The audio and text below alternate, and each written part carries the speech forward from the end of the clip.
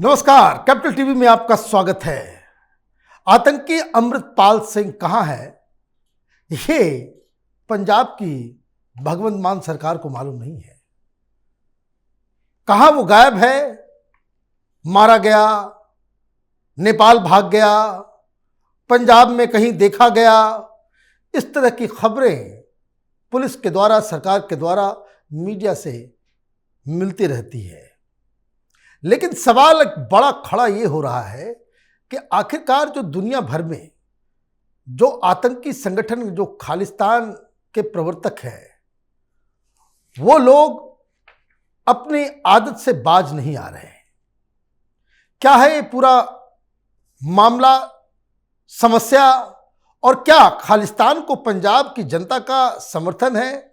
सिख समुदाय में इसकी क्या, इसको क्या अहमियत है, ये जानने और समझने के लिए हमारे साथ मेजर एसपी सिन्हा साहब है। आपका बहुत बहुत स्वागत है। ये कहाँ है ये अमृतपाल भगोड़ा? ये अपने को सिख बोलता है। सिख बैटल फील्ड छोड़ के भागते नहीं, गोली का सामना छाती पे लेते हैं, पीठ नहीं दिखाते। तो ये कौन सा सिख है, कौन सा गुरु गोविंद सिंह जी का फॉलोअर है कि भाग्य मैदान छोड़ के और पूरे पंजाब में ओ पुलिस पुलिस आ गई, पुलिस आ गई, पुलिस आ गई, पुलिस आ गई लगा हुआ है, भाग रहे हैं, मजाक उड़ रहा है, मजाक उड़ रहा है। तो सवाल ये पैदा है, देखिए ये दिखाता है ये लोग कोई दम नहीं है, ये कायर लोग हैं। ये तभी तक उछलते हैं जब तक ये सरकार की बुलडोजर चलती नहीं इनकी तरफ। जब सरकार की बुलडोजर जब इनके सामने आने लगती है तो ये मैदान छोड़ के भाग जाते हैं।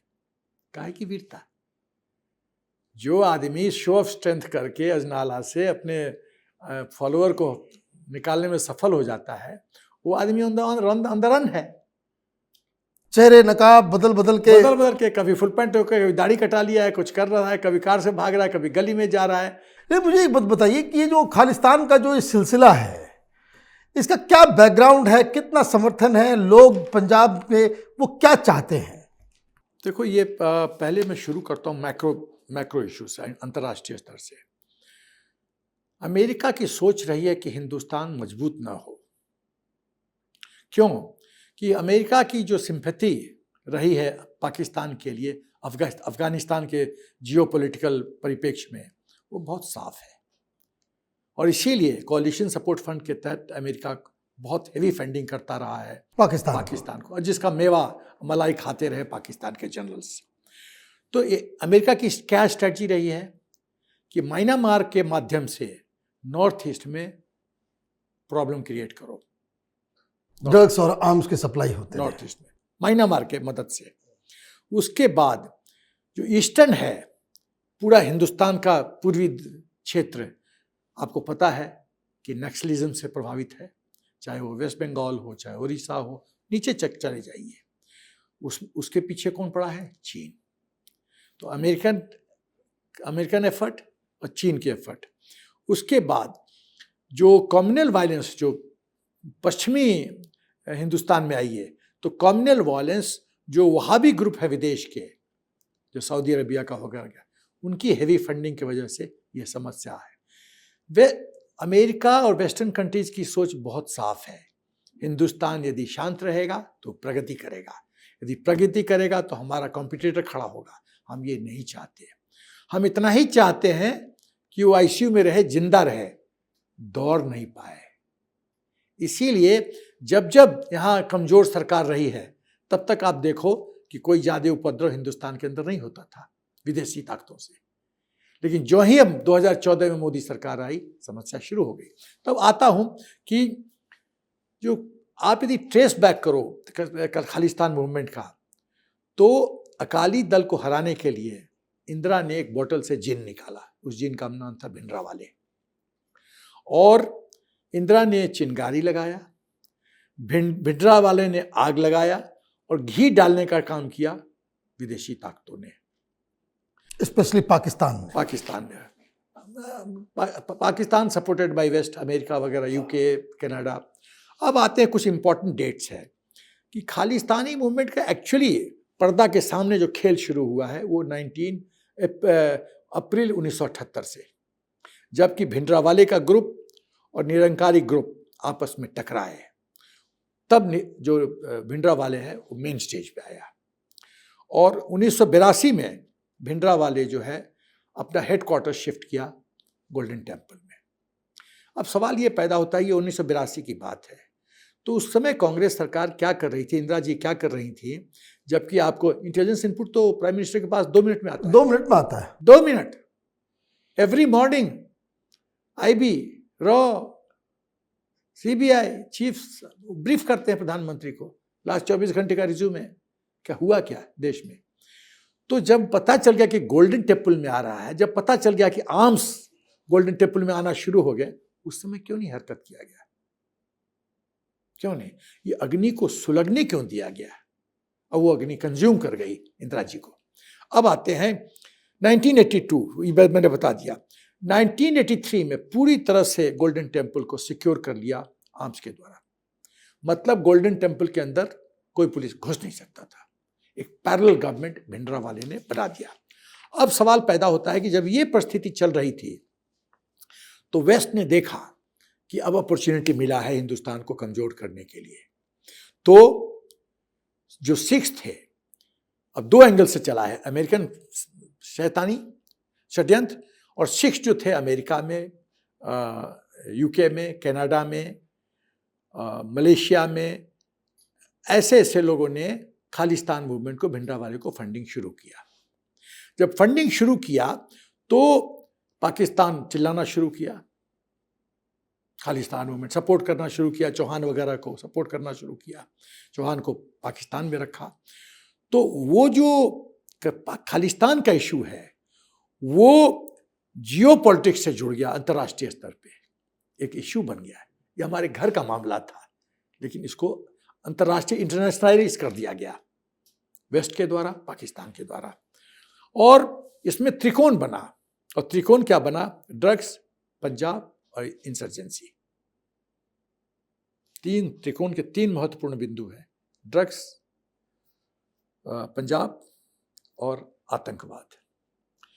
तो जो स्ट्रैटेजी पाकिस्तान की रही है वो क्या रही है, अब ये समझने की जरूरत है कैसे उस पाकिस्तान ने सब तमाशा किया। पाकिस्तान जो है वो अमृतपाल सिंह को, पहले तो दीप सिद्धू को सल्टा दिया जाता है, ये स्वाभाविक है, किसने मरवाया होगा उसको कार एक्सीडेंट में, पाकिस्तान के ISI का हाथ है। उसके बाद अमृतपाल सिंह को दुबई से उठाया जाता है, उसको लैंड कराया जाता है पंजाब में, पंजाब में डाल के, और उसके बाद उसको हैवी पैसा दिया जाता है। ट्रक ड्राइवर को कितना पैसा मिलता है, यदि कोई जो 1 लाख कमा रहा है मान लो, उसको बोल दो कि हम तुमको 2 करोड़ देते हैं, वो तो ओवरनाइट ईमान बेचने के लिए तैयार है। 40 करोड़ रुपए मिले, 40 करोड़ रुपए मिले, तो वो तो ईमान बेचने के लिए तैयार है। जैसे गॉडफादर पिक्चर में कहा है, you have to know the price, whole world is saleable, सब बिकाऊ हैं, आपको कीमत पता होना चाहिए। ये गॉडफादर सिनेमा में है, आपको कीमत पता होना चाहिए, यू पे द प्राइस, वो बंदा तुम्हारा है। तो 40 करोड़ में ये बिक गया। उसके बाद वो जो पाकिस्तान की जो स्ट्रैटेजी थी कि ये समस्या में अग्नि और कैसे डालो, तो पाकिस्तान के इशारे पे खालिस्तानी जो है, चाहे कनाडा हो, चाहे ऑस्ट्रेलिया हो, चाहे अमेरिका हो, चाहे यूके हो, आप देखोगे एक पैटर्न बना, टेम्पल्स पे अटैक, मंदिरों पे अटैक, हिंदुओं पे अटैक। ताकि क्योंकि जब टेम्पल पे अटैक होगा तो यहाँ के हिंदू यदि इस ट्रैप में फंस गए और गुरुद्वारा पे अटैक किया तो कहना शुरू करेंगे सिख सेफ नहीं है, हमारा धर्म सेफ नहीं, सुरक्षित नहीं है, तो बवाल मच जाएगा। ये था इनका स्ट्रैटेजी पाकिस्तान ISI का। लेकिन ये स्ट्रैटेजी भगवान की कृपा से यहाँ के हिंदू समझ गए कि ये एक चाल है, तो उस चाल में फंसे नहीं। तो ये मास्टर स्ट्रोक था। उसके बाद पाकिस्तान ने नारकोटिक्स के माध्यम से ये आतंक को और बढ़ाने की कोशिश की, नार्को ट्रेड। तो ये अफगानिस्तान के माध्यम से पंजाब में ड्रग्स आना, ड्रग्स से पैसा जनरेट होना, उस पैसे से आर्म्स भेजना, उसको आतंकवाद के लिए इस्तेमाल करना और फिर ड्रग्स पे जाना। तो ये जो साइकिल था ना, ड्रग्स, आतंकवाद, पाकिस्तान ISI, पंजाब, ये साइकिल पाकिस्तान ने फॉलो शुरू करना किया। उसके बाद ड्रोन्स के माध्यम से ड्रग्स भेजा, फिर हथियार भेजा, कैश भेजा, और जो हिंदुस्तान में कुछ जो हमारे मीर जाफर हैं वो तो खालिस्तानी मूवमेंट में जुट गए। अब जब इलेक्शन की बात आई तो क्या ये सच नहीं है कि सिसोदिया कनाडा गया था, विदेश और जगह गया था, स्वीडन गया था, एक और देश गया था, डेनमार्क गया था, वहाँ किस लिए गया था? फंड रेजिंग के लिए। क्या ये सच नहीं है कि सिसोदिया खालिस्तानी के घरों में रहा था? तो जब जो 1984 में हमारे माननीय प्रधानमंत्री इंदिरा जी का जो कत्ल करने वाला है लोग, उसके वो ताकतों के साथ आप जाके रह रहे हो कि यार उसके साथ आपने हाथ मिला लिया। हाथ मिला लिया। और ये बात बिल्कुल साफ है कि बब्बर खालसा के लोग बाकायदा ऑन टेप कह रहे हैं कि आम आदमी पार्टी को हमने फंड किया, उसके लिए कैंपेन किया। वही नहीं, सिख फॉर जस्टिस पन्नू ने स्टेटमेंट दिया है कि हमने फंड किया केजरीवाल को। अब रिटर्न गिफ्ट का टाइम है, पे बैक टाइम है, हमको पे बैक करो नहीं तो मुंह खोलेंगे। क्यों नहीं केजरीवाल ने उस पर कुछ टिप्पणी की? केजरीवाल ने खालिस्तान के खिलाफ आज तक कोई टिप्पणी की है? शब्द तक नहीं बोला, एक शब्द नहीं बोला। क्यों? अमृतपाल के खिलाफ भी एक शब्द नहीं बोला, कोई कुछ नहीं बोल रहा है। तो इसका मतलब क्या है? तो ये जो पैसा इकट्ठा हुआ, उस पैसे को झोंका गया। और देखो, जो केजरीवाल ने, गैंग ने, अमेरिका ने और पाकिस्तान ने बहुत चालाकी से ये समझा कि केजरीवाल को कैसे सत्ता में लाया जाए पंजाब में। तो यदि रेडिकल एलिमेंट्स को इस्तेमाल किया जाए और धर्म का चूरन दिया जाए तो जीतने की संभावना है। तो पैसा इस्तेमाल किया गया, रेडिकलिज्म लाया गया धर्म के नाम। तो ये कहा जा सकता है कि मान सरकार ही इस अमृतपाल और उसके गैंग मेंबर्स को बचाने में लगी हुई है। एकदम, इसमें शक क्या है? आप बताओ एक चीज कि केजरीवाल, कहा जाता है कि केजरीवाल चंडीगढ़ में जाके खालिस्तानी सपोर्टर के घर में रहते हैं। कुमार विश्वास ने कहा है कि केजरीवाल ने कहा है कि वे या तो हम जीतेंगे या यदि खालिस्तान बना तो हम खालिस्तान का पहला प्रधानमंत्री या राष्ट्रपति बनेंगे। ये तो कुमार विश्वास ने कहा है। ये मनीष सिसोदिया जाता है विदेश में, कनाडा वगैरह में, स्वीडन वगैरह में, डेनमार्क में पैसा इकट्ठे करने। तो इसमें ये आम आदमी पार्टी की सरकार के खिलाफ क्या करना चाहिए? बहुत साफ है, छठम साठ्यम समाचरित। देखो, मैं पहला चीज कहता हूं कि इंडियन पीनल कोड 121, 124 राष्ट्रद्रोह, सेडिशन, इसको पूर्ण रूप से परिभाषित किया जाए। क्या क्या हरकत पॉलिटिकल पार्टी या पॉलिटिकल पर्सन के द्वारा उसको राष्ट्रद्रोह माना जाएगा। फास्ट ट्रैक कोर्ट करो, 30 दिन में न्याय और कैपिटल पनिशमेंट, देश से बाहर, आउट ऑफ द, सीधा आउट ऑफ द कंट्री। यहां पर सांपों को रखने की जरूरत नहीं है। यदि हम ये नहीं किए तो इस देश में, अभी राहुल गांधी को देखो, विदेश में जाके कहता है कि अमेरिका जो सेवियर ऑफ डेमोक्रेसी है, अमेरिका उसको इंटरव्यू करना चाहिए। क्या कर चुप क्यों बैठे हैं? और वो पलट रहा है कि हमने तो ऐसा कहा नहीं था। उसके बाद अब उसका नतीजा है कि कल का न्यूज़ है या आज का न्यूज़ है, अमेरिका कहता है कि हम देख रहे हैं, हम मेरी दृष्टि लगी हुई है इस बात पे। तू होता कौन है? तो क्या ये केजरीवाल से अकाउंटेबिलिटी लेनी चाहिए या नहीं लेनी चाहिए? एकदम लेनी चाहिए। क्यों नहीं लेनी चाहिए? जब राजद्रोह का मामला है, केजरीवाल पहले तो बात यह है कि भाई कुमार विश्वास के सामने बैठाए कि आपने कुछ कहा है, ये इसको आप बोलिए, व्हाट आर योर कमेंट्स, पूछा जाए आपने खालिस्तान के खिलाफ क्यों नहीं कमेंट दिया। तीसरी बात, आपने कहाँ से फंडिंग लिया, कैसे लिया, आपका सिसोदिया क्या करने गया था, कितना, कहाँ से क्या पैसा उठाया, वो कौन लोग थे पैसा दिए, डिटेल मांगा जाए। और नहीं देता है तो कानूनी कार्रवाई होनी चाहिए। क्यों रेडिकल एलिमेंट को ये उकसाया गया, खालिस्तानियों को क्यों उकसाया गया खाली इलेक्शन जीतने के लिए?